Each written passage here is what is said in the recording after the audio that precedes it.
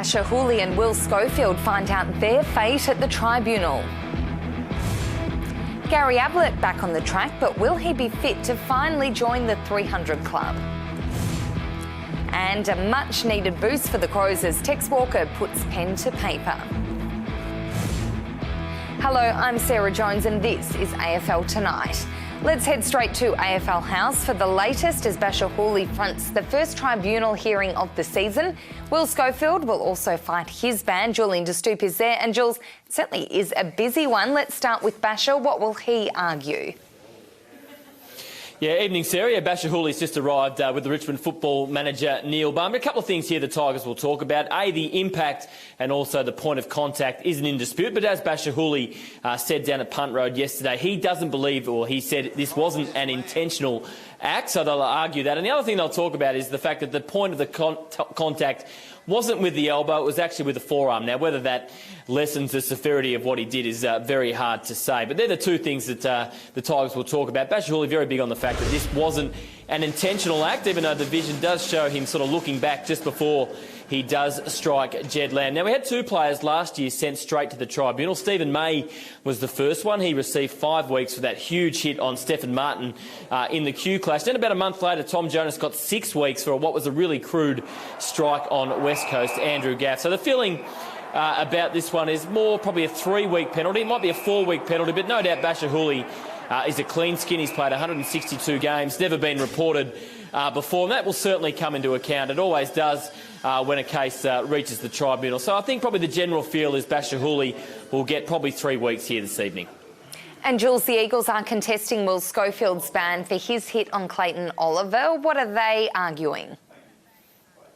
Yeah, this one certainly isn't as clear-cut, Sarah, and they're taking a risk here, the Eagles. If he's found guilty, it's 2 weeks on the sidelines. I guess there's a couple of things they could argue, but the interesting one is that in terms of the impact, they could argue it wasn't enough to warrant a reportable offence. But the problem is for Will Schofield is the medical report from the Demons that was submitted to the MRP yesterday showed that Clayton Oliver, he had a sore chin. That was assessed at half-time, and then after the game as well, he was still experiencing some pain there, and there was a little bit of blood in his mouth as well. So given that that medical report, it's hard to see the fact that the impact will be deemed lower than low impact. The other thing they can argue is the fact that they don't believe it was an intentional action in terms of hitting him in the head, that he was intending maybe to make some contact to the body. So certainly is a big risk here for Will Schofield. It's either he gets off or he gets 2 weeks. So, yeah, as I say, the Eagles certainly taking a risk by challenging this one. OK, thanks very much to Julian De Stoop. Well, Gary Ablett seldom goes under the radar. Approaching game 300 and dealing with a calf injury today was no exception. Aware of the attention, the two-time Brownlow medalist played it up for the Gold Coast media. Mark Gottlieb reports. Well, a calf injury robbed Gary Ablett of the chance to play his 300th AFL game last week, and he's no certainty to notch the milestone this Saturday against North Melbourne. Ablett had a little fun with the waiting media, showing off a fake limp as he arrived at training. He did take part in that training session, doing about 80% of the work in what was a mostly skill session for the entire squad. His teammates are confident that Ablett will do everything in his power to face the Roos. Last week he was pretty disappointed to miss out, and he's pretty confident this week, but he's got to tick all the boxes and train, of course, because you can't have 2 weeks off not training and play. But he's a very proud man and a massive achievement coming up for him, so I have no doubt he's going to do everything he can to get up this week. If Ablett does play, he won't be the only one celebrating on Saturday afternoon. Co-captain Stephen May will play his 100th AFL game. Yeah, I feel bad overshadowing Gaz's 300th in the same weekend, but no, it is, it's a privilege to play along Gaz in his 300th, and yeah, it does make my milestone look, pretty insignificant, but I'm extremely proud to make to 100 games. I've probably only played 40 good games, so it, I'm pretty lucky that I got a few games early in my career, but now I'm starting to feel like a legitimate AFL player. A legitimate AFL player might be an understatement. While May says he spent most of his first few seasons constantly worrying about being dropped, he's now one of the most sought-after defenders in the competition. Off contract at the end of the season, May is hot property and has big-name Melbourne clubs circling. The Gold Coast co-captain says it was amusing to find himself in the headlines, and while he hasn't officially put pen to paper, a deal isn't far away. Yeah, I'm confident, very confident. Just the little things the manager and the club are working through, but all indications from my management and the club, it all looks pretty positive, and the CBA's done now, so hopefully in the coming weeks, maybe even sooner, we should hear something. May says the pressure of leadership isn't the reason for his up and down form so far this season, or that of fellow co-captain Tom Lynch. The Suns sit 14th on the ladder and May believes they can still play finals footy. If they don't, he thinks they can dash the dreams of a few fellow top 8 contenders. Mark Gottlieb on the Gold Coast for Fox Sports News 500. Adelaide captain Taylor Walker is set to finish his career at the Crows after signing a 3-year contract extension. Walker is a lifelong Crows supporter and will remain at the club until at least 2021. Super excited. Obviously, growing up, I was a Crows supporter as a little kid, and it takes me out till I'm 31 years of age, and not in my wildest dreams would I be thinking that I'll be a one-club player, albeit that's your dream come true. But super exciting for me, and understand that where our group's at, there's some success to be had. No doubt that's part of the reason why I'm staying at this footy club, because guys like McGovern, Cameron, Atkins, Lever, they're the guys that I want to stick around for the success that we're about to have, and they're playing a key role for our footy club at the moment, and hopefully in years to come, when I'm finished, I'm still watching them play, and they're in this situation as well.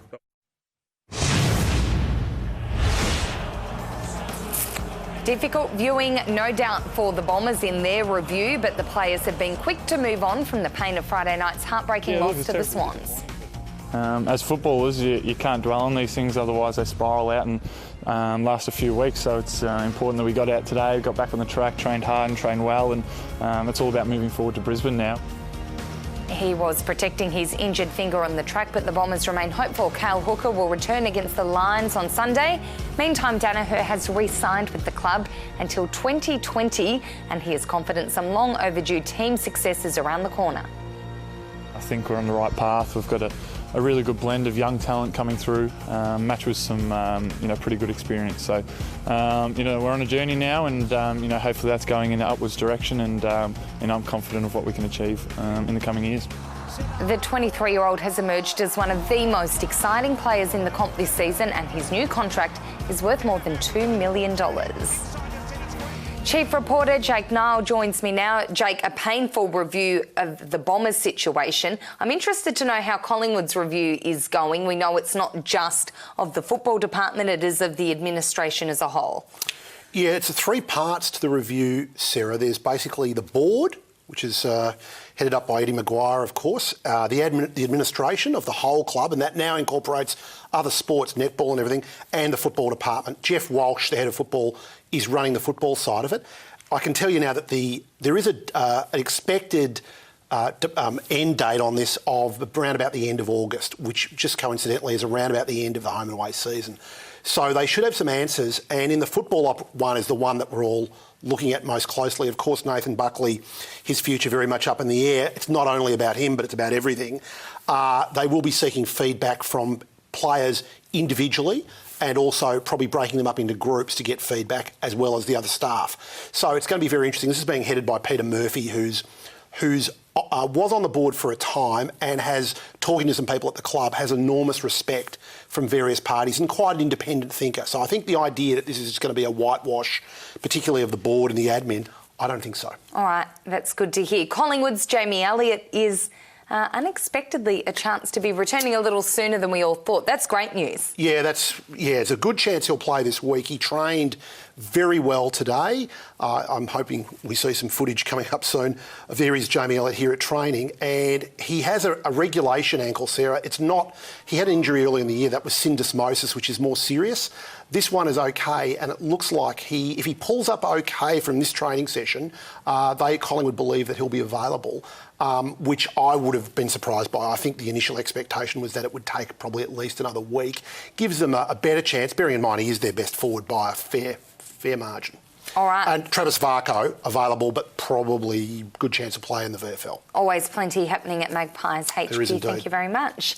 Well, Jared Waitley joins us ahead of a huge episode of AFL 360. Jordan Lewis will drop by as experts start to wonder, is Melbourne a premiership bolter? Well, Sarah, he knows what a team on the cusp looks like, and wins over Adelaide and West Coast in Perth. That pretty much fills the bill. A team that can overcome adversity and a system that holds up regardless of the personnel. So we will draw on Jordan's experiences with a team on the rise and a team at the top as to whether Melbourne is ready. And Kevin Sheedy pops by to celebrate 50 remarkable years in footy. It will be fascinating to get his take on many things, but one thing is the Giants' chances this year. Yes, all of his teams really, aren't they, as the Giants are on top and certainly in premiership contention, and they're the favourites in most people's mind. Essendon look a team capable. They've got to win 6 of their last 9, and Richmond might finally be in the conversation at the pointy end as well. So it's the perfect time for him to come by and with that note of celebration give a nod to his teams as they are now. One of the greats of AFL. Looking forward to seeing Sheeds on tonight, along with Jordan Lewis, Tex Walker and Jack Riewoldt. We told you it was a huge show. You do not want to miss it. It's an open mic with a difference tonight. Rachel and Ollie Florent talking about a tumultuous 9 months for their family. 2 very brave people telling a story that you can't miss.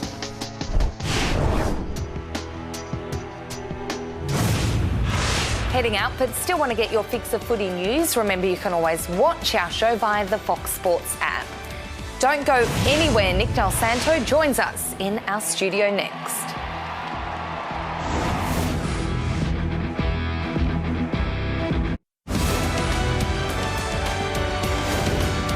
Welcome back to AFL Tonight. Former Kangaroos and St Kilda champ Nick Del Santo joins me now. Nick, what an insane round of footy, and it all kicked off on Thursday night with the Crows being beaten by Hawthorn.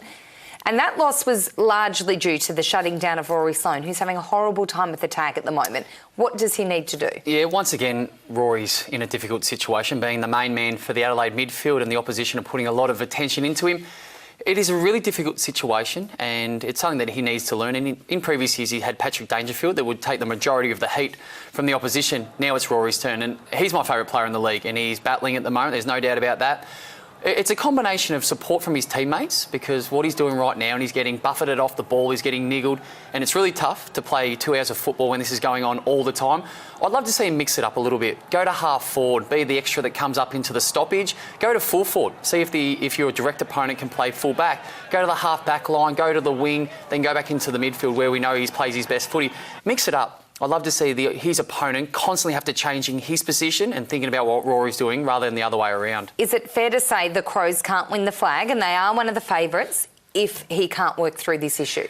I think he can get better. I would never write off any team this year, and I think that's something we're going to touch on later. I just think the competition is so even that Rory still contributes. He's just not up to the level that he was probably in the first 5 to 6 weeks, where he was one of the best in the competition. He's going through a flat period. He'll learn from it. He'll get better. But even if he doesn't, I still think the Crows at their best are competitive at the pointy end of the season. Well, we saw some extraordinary close games, and we were all on the edge of our seats. But the coaches, no doubt, are on the edge of their seats, wondering whether the work they've done, majority of which is over the summer, is still fresh in the players' minds. How much work do teams need to be doing at the moment, given how frequently this is happening? Well, there's been about 117 games to this point in the AFL season. 29% of them have been won by 15 points or less. So that's nearly 1 in 3, roughly, 1 in 4. So it means there's a lot of close games, hence the close competition. 10 of the last 17 have been won by that margin, 15 or less. So what I'm trying to say is, if your team hasn't been in this position just yet, where you've had a close win or loss, it's probably time to start focusing on this area. I know under Ross Lyon, going back to St Kilda days, we focused on this a lot during the pre-season, but also practiced it and trained it throughout the season. If your team hasn't done it, I'd recommend that you work a way out. And every team's different. You look at the Sydney Swans, they like to shut the game down. Essendon on the weekend, it might be the opposite. They might like to continue to play their aggressive brand of football, bring it through the middle, because that gets them into a really good position. Whatever it is for your team, I think it'd be a great idea to sort it out right now to get ready for the second half of the year. How important is leadership at that point?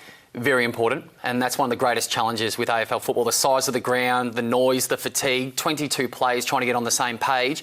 But that's why the leaders are so important. I look at the Sydney Swans over the last decade, the Hawthorn from the last probably decade as well. Their leaders know what to do at critical times. Well, one of the best in the league is Joel Selwood. Is he too courageous for his own good at times? At times he is, but we love the way he goes about his football. And I mean, the first act wasn't necessarily courageous. It was a clash of heads with Ballantyne.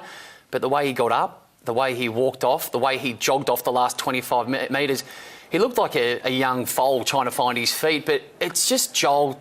That's just what he does. You can't stop the way he attacks the football, and that's why we love him and respect him. But this is just crazy behaviour here by Joel, and I don't know this for a fact. I wouldn't have been surprised if he tried to get back on. That's just the drive, the will, the courage that he has, and the leadership as a captain of Geelong. Yes, you'd love for him to be out there a little bit longer than 45 seconds, but if I was a teammate, I think what we've heard from the Geelong players is they love the way he goes about it. You take the good with the bad sometimes. Another guy who unfortunately was concussed over the weekend, Paddy McCartan. What does he need to be able to get through this? Well, this is his 6th concussion. He had 1 as a junior. He's had 5 in his AFL career, so say 3 odd years. He needs a bit of luck. That'd be really handy. But similar to Joel, Paddy goes about it in a different way because he's a key forward and he just has constant clashes. I think he just needs some support. So obviously he's had a lot of concussions. It's a medical issue, and I'm not an expert in this area at all, but they have the best resources at St Kilda and all AFL clubs to assess players. But as a teammate, you just want to get around him. Make sure that he's happy, make sure he's got some direction, he's still inclusive within the group, even though he potentially won't be training or playing. Will Gary Ablett play game 300 this week? I'm crossing my fingers. I'm covering that game on Saturday, so I'm hoping like hell that he is, because I'd love to see the great man go about his business for game 300. It was an interesting week last week. He did all the promotional work. Everybody spoke about him, sung his praises, which he absolutely deserves. And then he pulled out a little bit early. But he would have been in a tough situation because he would have known that he had a niggle. He deserves double, doesn't he? He deserves triple. So do it again if you want, Gaz. And we'll say this all about you next week again. I just hope he plays. We love the way he goes about his footy. Gold Coast are showing some promising signs, and I think it'll be a competitive match against the Kangaroos if Gaz is playing. All right. Is it time to get a better goal review system or scrap it completely if we can't? 100%, Jonesy. I've said during the week, we can do some amazing things in the world. We can put man on the moon, yet we can't find a fingertip if it's touched the ball, if it hasn't touched the ball and it's 1.5 metres away. I think if we are going to use this system, and that's the path we're going down, we need to have a system and a review system that is a yes or no answer. And I think if we don't go about it, let's just back the umpire in. They are in the best position. They do a really good job, the goal umpires. Let's just back them in. Otherwise, we're going to be sitting here wondering, and even to the point where commentators are calling it touched or not touched, and then it's the opposite when the actual result comes out. So we all are a little bit confused at times in the game, but let's just clear it up once and for all. And what about the goal-kicking countdown clock? What do you think of this? Does there need to be clarification? I'd love to see the countdown clock go for the whole quarters. So it's the last 2 minutes of each quarter. It's taken away. So on the weekend, Shaun Higgins has no idea and gets absolutely cleaned up by Stringer from behind, which was a fair hit. I've got no issue with that. Would have hurt though. Oh, absolutely. I think he's still feeling it. A bit of a freight train came from behind. I'd like to see it cleared up for the players. And if Shaun Higgins does take a mark in the last 2 minutes, he should have the same rights as the players that took the mark 3 minutes before the end of that quarter.